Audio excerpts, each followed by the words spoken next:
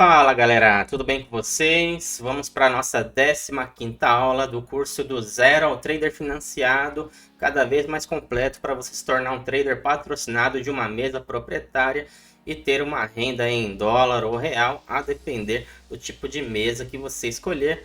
E hoje vamos falar de impactos da geopolítica no mercado financeiro, que no ano de 2025, diga-se de passagem, está fazendo muito preço nos mercados. E desmistificando aí geopolítica, destrinchando, né? Geopolítica nada mais é que o estudo da influência de fatores geopolíticos, geográficos, econômicos e políticos nas relações entre os países. Então, no mercado financeiro, qualquer conflito, eleição, sanção comercial entre os países, instabilidade política pode afetar diretamente a cotação de ações, commodities, moedas, o apetite ao risco dos investidores, né? Quando as coisas começam a ficar tensas, os investidores saem de ativos de risco, de bolsa, e vai para ativos de segurança, que são os treasuries nos Estados Unidos, ouro, o dólar, e também tudo isso pode afetar a entrada ou a saída de capital de países emergentes. Um simples discurso de um líder mundial, né, pode gerar uma volatilidade no mercado em minutos, seja uma declaração de Donald Trump na imprensa ou no Twitter dele, ou uma entrevista, uma declaração do Banco Central americano, né, Jerome Powell, dando algum anúncio em relação às taxas de juros americanas, pode gerar aí uma movimentação nas bolsas e nos ativos em geral. Quais são os drivers que têm movimentado esse ano de 2025, aí passando esse primeiro trimestre? Os eventos mais recentes, com Donald Trump aí na Casa Branca, tomando algumas decisões retaliatórias. A primeira, que está mais nos holofotes, é a tarifação entre Estados Unidos e China, né? Houve uma escalada de tarifações ali, chegando a 145% dos Estados Unidos contra os chineses, e a China retaliando em 125% as importações dos Estados Unidos e declarando que não vai mais aumentar porque nesse nível de taxação os produtos americanos já começam a ser inviáveis ali na economia chinesa. Então a gente está aí na semana do dia 20 de abril, onde o mercado está aguardando um braço a torcer de algum dos lados para ter um início de um acordo comercial, porque realmente nesse nível de taxação os dois lados ficam inviáveis e toda a cadeia de suprimentos globais são afetadas. Uma notícia mais recente é que a Boeing pediu alguns aviões, né, de volta da China, porque nesse nível de taxação fica inviável fechar a compra dos aviões, e a empresa não quis comentar esse evento para não colocar mais lenha na fogueira, né? Porque qualquer coisa que ela falar ali, ela vai estar indo contra o próprio governo americano. Então a coisa tá feia, as bolsas têm derretido nas últimas semanas por conta essa retaliação entre os Estados Unidos e China. Contra os outros países, não todos, né, mas uma grande parte, uma grande lista, há um anúncio de tarifas recíprocas de 10%, tinha sido até mais, mas o Donald Trump resolveu dar um prazo de 90 dias só com uma taxação mínima de 10% contra o Brasil, Argentina, Taiwan, entre outros países da Ásia, Japão, né? E depois vai ser decidido alguma coisa, né, de acordo aí entre os países, mas por enquanto tá uma taxação de 10% que também mexe com toda a cadeia de suprimentos globais. Setores específicos: houve uma implementação de uma tarifa de 25% sobre os automóveis importados, visando fortalecer a indústria automobilística nacional lá nos Estados Unidos. Isso também afeta toda a cadeia de suprimentos que fabrica veículos, né? Quanto à geopolítica, o Trump vem reiterando que tem interesse em adquirir a Groenlândia por conta de terras raras, né, que servem para a fabricação de semicondutores, super importante. alegando motivos de segurança nacional, né? Mas há uma grande oposição da Dinamarca e diversos países do mundo contra essa anexação aí da Groenlândia. O Canal do Panamá também, antigamente o Canal do Panamá era propriedade dos Estados Unidos e foi concedido ao país Panamá, né, mediante a um acordo em que o Panamá não deveria formar um exército. E agora Donald Trump está acusando que a China está dominando ali, né, o Canal do Panamá, e agora ele quer de volta o Canal do Panamá e declarou que pode usar até força militar para poder anexar novamente essa região, esse canal. E isso tem gerado aí conflitos também, conflito entre Ucrânia e Rússia, né? Os Estados Unidos entrou ali no meio para intermediar a negociação de paz. Só que como não está tendo uma evolução, né, no acordo de paz, os Estados Unidos já está ameaçando retirar as negociações, aumentando ali a instabilidade na região. O Volodymyr Zelensky foi até a Casa Branca, lá foi humilhado na frente das câmeras, né, pelo Donald Trump, tentando ali fechar um acordo. Está uma bagunça. E é isso que vem acontecendo aí no ano de 2025. Tá tudo muito turbulento e os mercados emergentes acabam ficando reféns, né, das economias dos Estados Unidos e China no meio dessa guerra comercial. Países como Brasil, Argentina, México, Índia, África do Sul acabam tendo uma forte dependência econômica dessas duas potências mundiais. Isso porque eles são grandes exportadores, né, de commodities, produtos agrícolas. No caso de investimento externo, decisões de juros nos Estados Unidos, taxas altas ficando altas por mais taxas de juros ficando altas por mais tempo nos Estados Unidos, gera uma retração econômica lá nos Estados Unidos, que acaba gerando menos consumo, e tendo menos consumo nessas economias, os países emergentes exportam menos. Então toda uma cadeia de suprimentos sofre um efeito dominó, tendo uma menor tração econômica nos países emergentes. Então tudo está interconectado globalmente, e um entrave geopolítico entre Estados Unidos e China, que é o que está acontecendo agora, afeta toda a cadeia de suprimentos dos países emergentes. O dólar influencia também diretamente a inflação dos países emergentes, o custo da dívida externa e a balança comercial. A tecnologia e a indústria, né, cadeias globais de produção, são lideradas por empresas americanas, né, as 7 magníficas que vimos lá na aula 10, se eu não me engano. Elas acabam consumindo, né, e produzindo seus produtos. A Apple, por exemplo, tem fábricas na China para produzir seus iPhones. E agora, com essas taxas elevadas, como é que ela vai produzir a um custo menor? Então isso está fazendo as ações caírem. Então está tudo extremamente conectado, né? E qualquer sinal de desaceleração, né, como eu estava explicando, entre Estados Unidos e China, gera fuga de capitais, quedas de bolsas, desvalorização cambial, tanto nos países de primeiro mundo como nos emergentes. E quais são as guerras atuais que têm impactado o mercado global? Vamos destrinchar um pouco aqui. A Rússia contra a Ucrânia é um conflito aí que já está bem prolongado, acho que acima de 5 anos, não lembro exatamente. Há um impacto direto, gera um impacto direto no preço do gás, né? Gás encanado, inclusive houve um corte de fornecimento ali do gás russo para a Europa, que está tendo que exportar de outros países, tendo um custo maior. Trigo e fertilizantes também. Acaba fortalecendo também o eixo das ditaduras. A China e a Rússia ali estão fechando os acordos comerciais, né?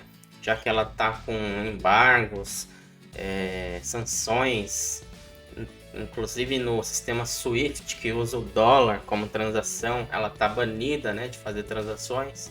Então ela está conseguindo fechar ali comércio com a China, com a Coreia do Norte, tem uma aliança militar com a Coreia do Norte agora também.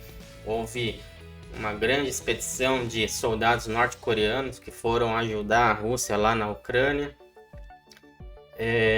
Quanto ao Oriente Médio ali, o Israel contra o Hamas e o Hezbollah, é uma guerra recente, entre aspas, que já está aí durando uns 2 anos. São grupos armados financiados pelo Irã, que também está ali com suspeitas de programa nuclear, né? Os Estados Unidos de olho ali. Então, esse conflito aumenta o risco ali no Oriente Médio, gera pressões sobre o petróleo, o transporte marítimo e aéreo internacional, porque os transportes procuram desviar dessa região conflituosa, né? E gera mais despesa para o transporte de produtos, commodities entre os países, gerando maior custo, né? Isso impacta a inflação, porque os produtos ficam mais caros, né? Por conta de transporte. Agora, nesse ano de 2025, os Estados Unidos começou a atacar os Houthis, que geralmente sequestram navios cargueiros ali no Mar Vermelho, né? Então, os Estados Unidos fez alguns ataques nesse ano já de 2025 e ali também passa uma grande quantidade, pelo menos passava, né, de comércio, né, transatlântico pelo Mar Vermelho, e os países estão tendo que fazer transporte marítimo pelo Cabo da Boa Esperança, toda uma volta.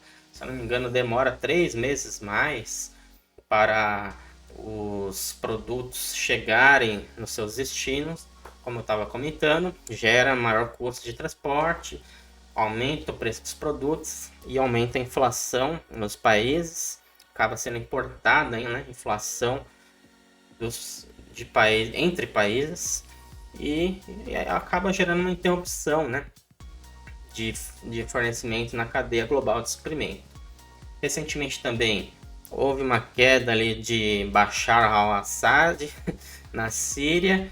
É um conflito muito antigo, o regime desse ditador caiu, mas grupos rebeldes ali estão dominando o poder. Há um vácuo ali de quem que vai assumir a liderança do país e acaba, né, continuando a instabilidade e o risco geopolítico na região.